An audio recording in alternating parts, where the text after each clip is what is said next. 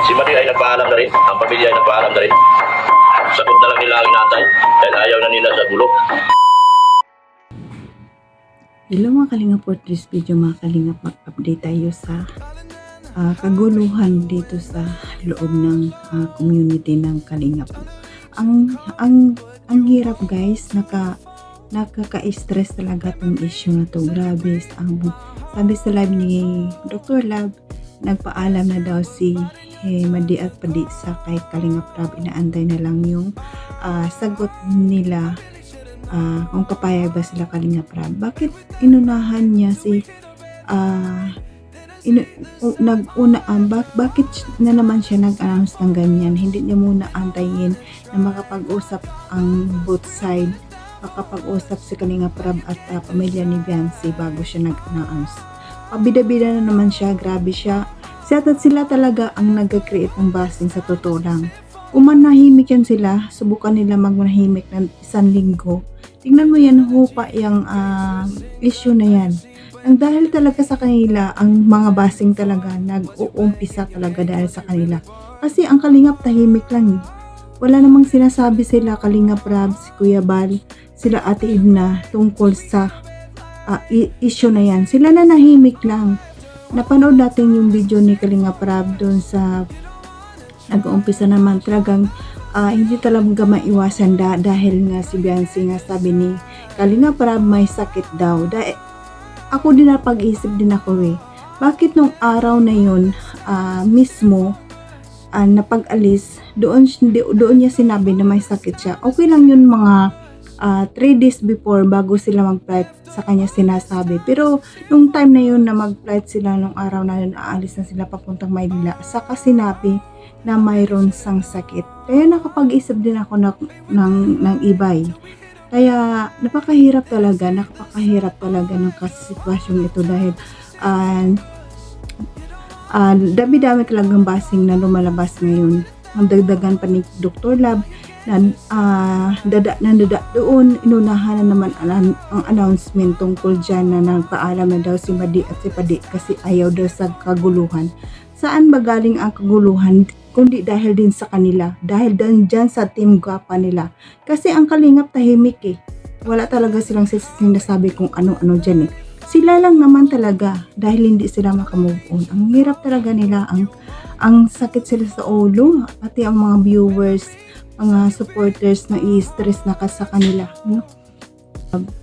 Nakita naman natin si Beyonce na napakasaya na nung sa pag-reunion nila sa Batsuan. Nakita natin na ang saya niya talaga kasama ang kay Angel. Masaya sa Kalingap. Pero bakit ba ganun? No? Ang ano nila, Dr. Love, ang gulo, ang sakit talaga sa ulo, grabe. Nakakarindi na sila. Sana, nako, ang hirap lang magsalita, no? Mas maganda dyan, isa lang ang rason dyan no? Kaya, pero bago ko ipagnood ang video mga Kalingap, pag-support si Kuya Bal, sa atin na si Kalingap Rab, si Ma'am Jackie, si Kalingap Ido, isupport natin mga Kalingap partners, mga Kalingap team. At ang inyong lingkod sa araw na ito, huwag niyong kalimutan, Jasmine Survive channel. Please subscribe and don't forget to hit the notification bell para update ka sa aking mga video na in-upload mga Kalingap. At kung bago ko pa lang sa aking channel, pakipindot at pakiclick ang subscribe para update ka sa aking mga video mga Kalingap. Panoorin na maigi ang video bago mag-komento para alam niyo talaga ang nilalaman nito. Like and share mga Kalingap sa aking video para laking tulong din ito sa akin. At sa mga bago tayo mag-umpisa, batiin ko muna kayo ng magandang araw, magandang gabi kung saan sulok ng mundo tayo naroon ngayon, mapa Pilipinas, mapa Mindanao, mapa OFW, kumusta tayo mga Kalingap. Ang hiling ko lang, sana ay nasa mabuti tayong kalagayan and good health lang tayo palagi. No? Tara na mga Kalingap, panood na tayo ng video. Tara, let's go. 1, 2, 3, go!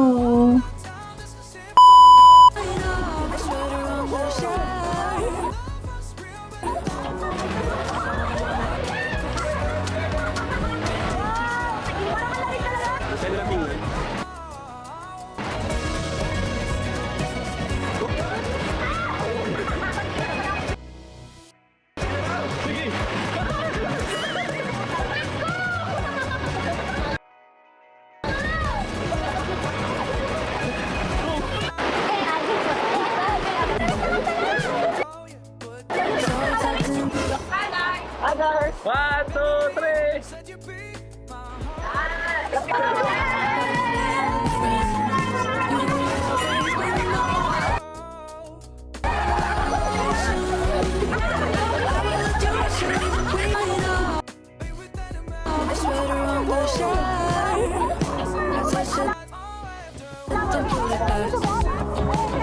Smells like nothing, and everything you will always be my ocean. I will endure you in a week. Ocean, needed and trying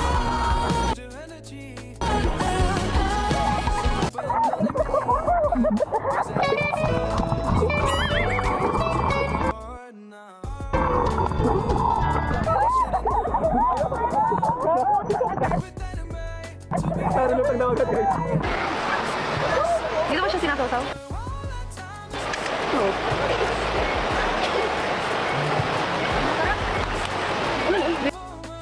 Bila? Hindi, ang salawan niya. Hindi ko na iwa. Tingnan niya ako.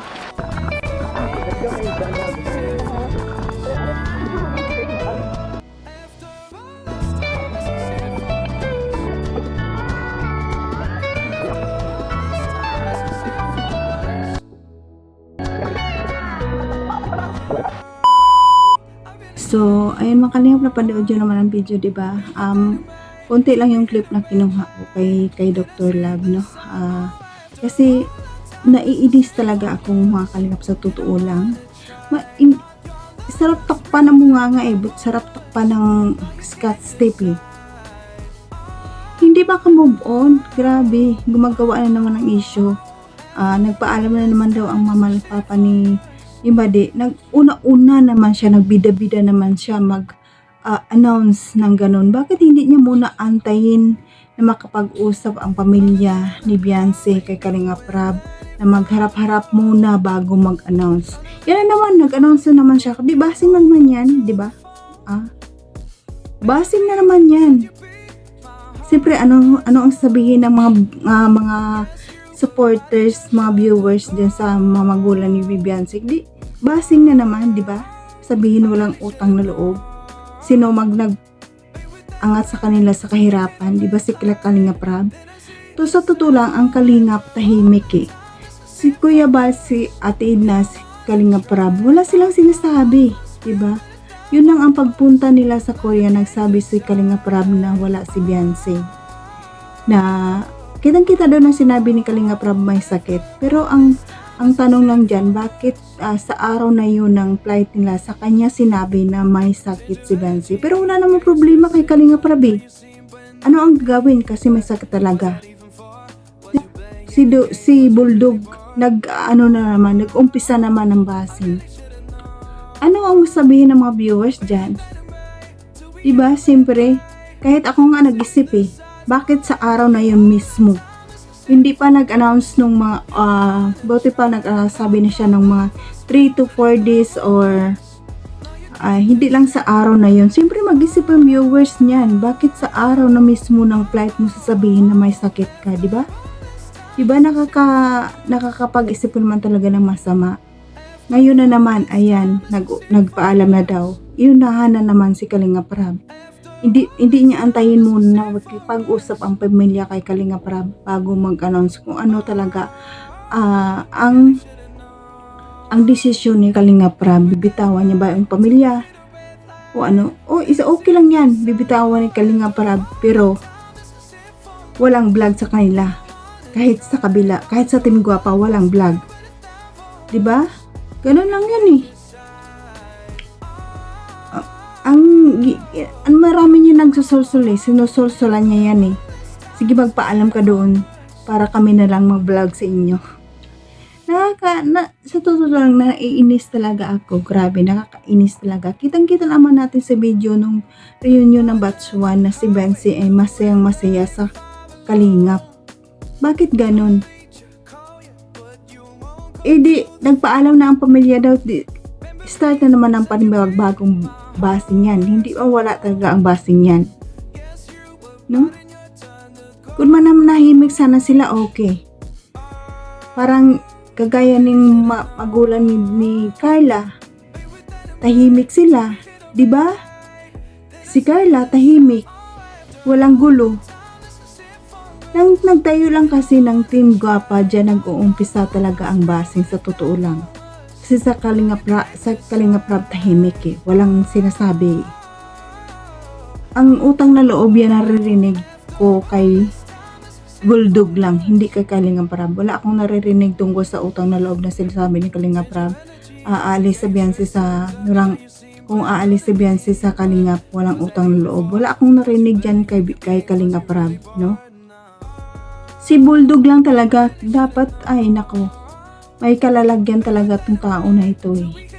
Sana tumigil na siya. Ang channel niya na first channel, umpisa pa lang yan. No?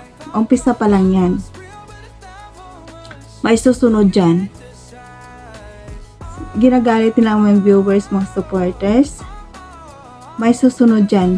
Ganyan ang mangyari na naman. Tapos ang sisihin niya si Kalingap Rab, si Kuya Bal. Sisihin niya ang Kalingap sa nangyari sa channel niya. Ay nako, kadoklat. Ang karma is real sa'yo. Tatandaan mo yan. Hindi natutulog ang Diyos. Alam ng Diyos ang katotohanan. Mag-antay ka. Hindi pa yan ang oras ngayon. Pero may oras darating talaga ang karma sa'yo. Sa totoo lang. Tahimik ka. Kung tahimik kayo, kung hindi kayo ang dada dyan eh. Wala sanang issue eh. Tahimik na. Pag sinabi sana ni Kalingap Rab noon na stop na ang basing. Na stop na ang pagbablog kay Beyonce sa pamilya ni Beyonce. Okay na sana eh. Pero kayo nagtayo kayo ng team nyo kuno. Sa totoo lang, kung mawala yan sila sa Kalingap, wala na dyan manonood. Maglalaos din yan. Sabihin niya, Team Guapa, maglalaos din yan. Kagaya dati sa mga, tingnan mo si Rina, napaka viral yun noon. Si Erica, diba? Viral yan sila noon. Pero ngayon, tingnan mo, wala na, diba? Kalingap lang ang gumagawa ng viral sa ganyan. Sana matigil na, nakakapagod na eh. Pati kami na-stress dito sa ibang bansa eh. Nai-stress kami sa totoo lang. Kada bukas namin ng YouTube, yan ang makikita namin. Balita na hindi maganda. No? Naka-stress talaga. Naawa ako kay Kalingap Rab, Kuya Bal. Hindi naman sila kawalan pag mawala sila eh. Sabi namin yung beneficiary, baka makahanap pa si Kalingap Rab na sobra pa dyan, di ba? Hindi lang natin alam. Darating yan. Basta mabuti kang tao, may darating at may darating na maganda para sa iyo. Pero kung salbahe ka, ida-down ka, di ba? Sana matapos na ito. Kung si Bulldog yan manahimik yan, walang gulo. Ano magpaalam yung pamilya ni Beyonce para suluhin niya? Sila mag-vlog. Ano yun? Swerte ka. Si Kalingap Rab nagpasikat dyan. Balikan mo ang mga video mo nakaraan at saka ngayon. Ibig sabihin ang mga spits mo sa mga vlog, hindi totoo? Sinungaling. Grabe ka sinungaling. Kitang-kita naman eh. Sana manahimik ka na kasi matanda ka na. Sa hukay ka na pupulutin. Masama magsalita sa kapwa pero sumusubra kayo. No? Kaya ito mga Kalingap, kayo na lang humusga mga Kalingap. Ang sakit sa ulon sila. Kaya patuloy pa natin imaraton ang channel ni Kalingap Rab para malaking tulong ito sa kanya si Kalingap Ido. Ito patuloy pa natin suportahan kahit dinadown siya pero tulungan natin na siya umangat pa ng gusto. Para madilat ang mga mata ng mga ingitero dyan, no? Si Kuya Bal, atin na imaraton pa natin ang kanyang channel para patuloy pa sila mabibigyan ng saya sa mga kambayan din nating mahihirap. At si at magbigay ng scholarship sa ating mga estudyante. Salamat sa mga silent viewers, mga viewers na laging nanonood sa akin at mga love team supporters. Nandiyan yung Jungkar, Mick, Crescent, Joy at iba pang love team supporters na nanonood sa akin palagi. Maraming salamat sa mga sponsor na laging tumutulong sa Kalingap, no?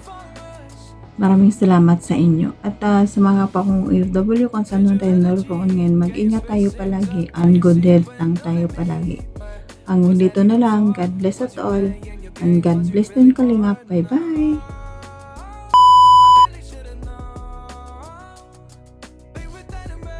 Till we hit a red light, then I see the signs.